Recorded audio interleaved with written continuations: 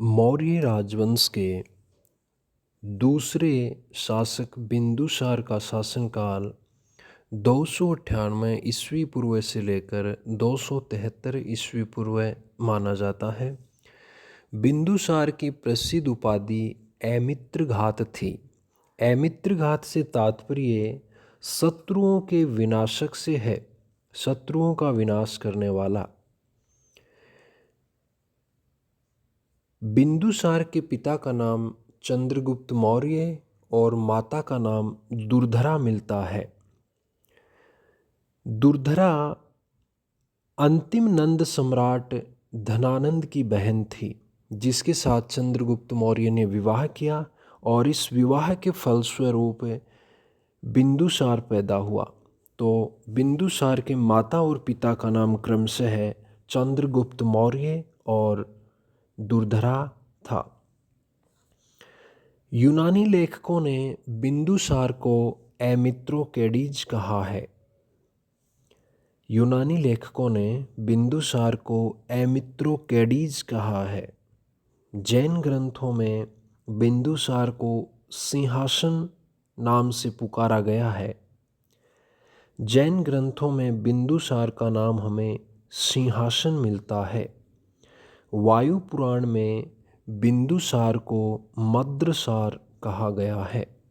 वायु पुराण में बिंदुसार को मद्रसार कहा गया है। तो हमें बिंदुसार के कई नाम प्राप्त हो गए हैं, जैसे ऐमित्रघात, ऐमित्रोकेडीज, सिंहासन, मद्रसार आदि। तिब्बती इतिहासकार तारानाथ लामा तारानाथ, जिन्होंने कंग्यूर और तंग्यूर नामक 2 ग्रंथों की रचना की है, उनसे हमें प्राचीन भारत के इतिहास के संबंध में, विशेष रूप से मौर्य काल के संबंध में जानकारी प्राप्त होती है। तिब्बती इतिहासकार लामा तारानाथ लिखते हैं, उसने बिंदुसार के बारे में उन्होंने लिखा है कि उसने 6 नगरों तथा उसके राजाओं को नष्ट कर पूर्वी और पश्चिमी समुद्रों के बीच के संपूर्ण भाग पर अधिकार कर लिया। ऐसा लामा तारानाथ बिंदुसार के बारे में लिखते हैं कि बिंदुसार ने 6 नगरों तथा उनके राजाओं को नष्ट कर पूर्वी और पश्चिमी समुद्रों के बीच के संपूर्ण भाग पर अधिकार कर लिया।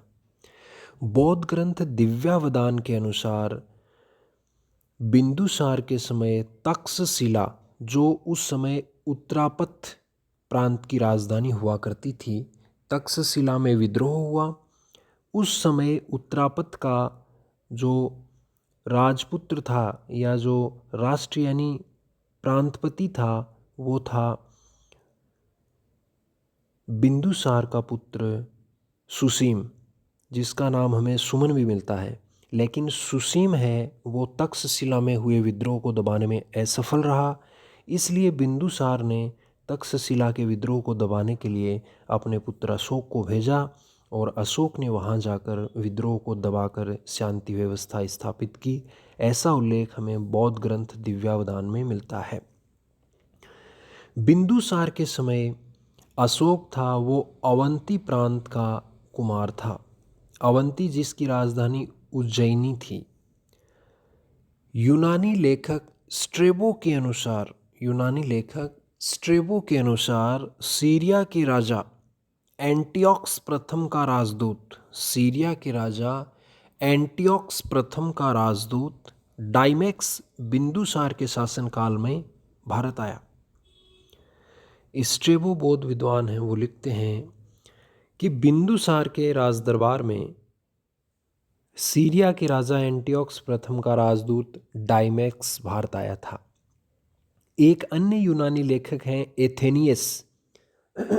एथेनियस नामक एक यूनानी लेखक ने एंटियोक्स तथा बिंदुसार के बीच हुए एक मैत्रीपूर्ण पत्र व्यवहार का उल्लेख किया है।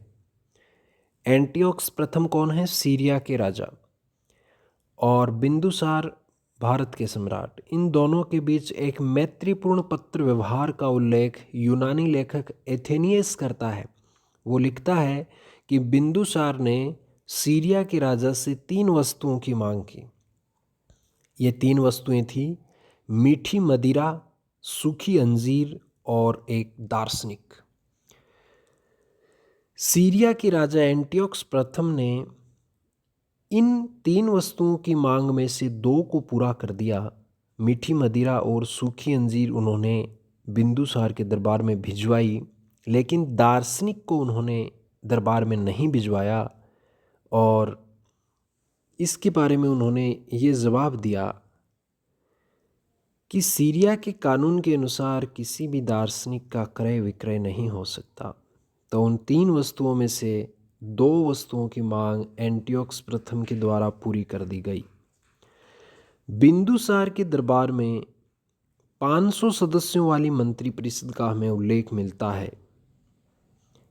बिंदुसार के दरबार में हमें 500 सदस्यों वाली मंत्रिपरिषद का उल्लेख मिलता है, जिसका प्रधानमंत्री खल्लाटक था। प्रधानमंत्री का नाम हमें खल्लाटक मिलता है। बिंदुसार के समय प्रधानमंत्री था खल्लाटक।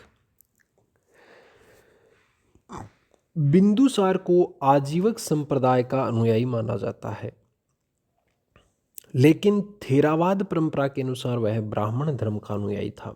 बिंदुसार को आजीवक संप्रदाय का अनुयायी माना जाता है, लेकिन थेरावाद परंपरा जो बौद्धों की है उसके अनुसार ये बताया गया है कि वो ब्राह्मण धर्म का अनुयायी था। तो बिंदुसार के बारे में ये बातें ध्यान में रखनी है। बिंदुसार के बारे में महत्वपूर्ण बातें हैं वो इतनी ही हैं।